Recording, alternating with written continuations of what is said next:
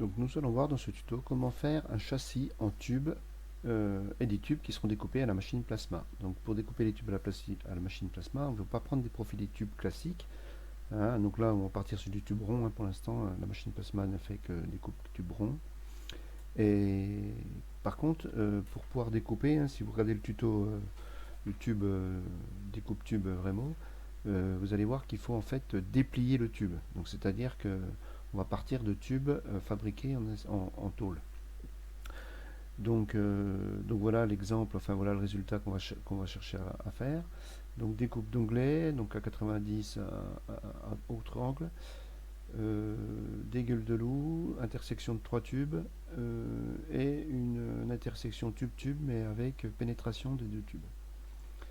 Donc voilà, alors pour cela j'ai fait une esquisse, voilà, dans un assemblage évidemment, hein, puisque là nous sommes avec des profilés, et j'ai créé dans donc la ressource, donc Monge Ressources, hein, dans la bibliothèque Monge Ressources, j'ai créé un tube qui s'appelle tube rond Remo, avec différents diamètres, hein, donc nous on va partir sur du 33,7, et je vais le positionner, voilà, alors, et ce tube, du coup c'est un tube qui est fait en tôle, et qui a une rainure, pour pouvoir le déplier. Donc le positionnement de la rainure va être important pour éviter un peu les soucis. Hein. Je vous conseille de mettre la rainure, éviter de mettre la rainure dans les intersections tube-tube. Hein. Donc là, moi je vais la mettre à l'extérieur, comme ça j'aurai pas de problème. Voilà, je vais mettre tube par tube. Hop.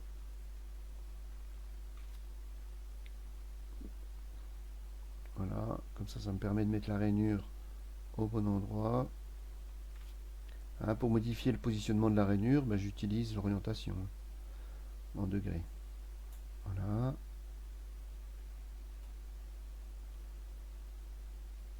Ok.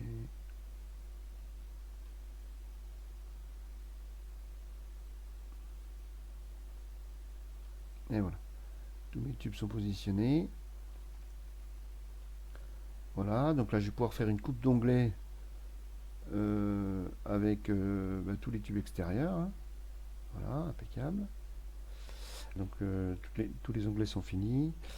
Donc je vais faire la même chose à l'intérieur. Hein. Alors on va voir, c'est intéressant. Donc là, je le fais sans prolonger dans un premier temps. Donc je fais ça, ça et ça. Donc je m'aperçois que ça va pas du tout, hein, puisque les coupes sont fausses. Donc du coup, je vais revenir sur mes trois coupes. Donc je vais revenir sur la première, voilà, et je vais venir prolonger, voilà, mes coupes, mes tubes, hein, de manière à avoir des coupes parfaites. Donc voilà, j'ai prolongé les deux premiers. Donc là, je vois que je suis pas mal. Donc là, par contre, je vais venir là et je vais venir prolonger. Alors pas ce tube là, le tube du haut, voilà. Voilà, comme ça les coupes sont bien faites. Ah, donc ça c'est un peu je vais pas dire que c'est de la bricole, mais en fait il faut venir modifier les prolongements de chaque tube, hein, pour avoir la coupe souhaitée. Maintenant je vais faire une coupe principale entre donc le tube à modifier, oui c'est celui-là. Le tube profil c'est celui-là.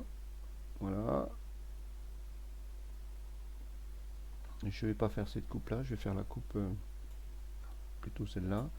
Ça avec la surface. Voilà. Le mode de redressement, donc on redresse les faces. Hein. Là après droite, euh, ouais ça marche pas pour cette fonction là. Voilà, vous pouvez faire un petit décalage, hein, si vous voulez que le tube, qui a un petit décalage entre les deux tubes. Je vais mettre par exemple, je vais mettre 5 mm pour qu'on voie bien, c'est peut-être beaucoup 5. Ouais, c'est beaucoup. Ah, en fait on voit bien, il se décale, le tube se décale du tube original. Donc voilà. Hein, si vous voulez prévoir de la soudure ou un espace pour la soudure.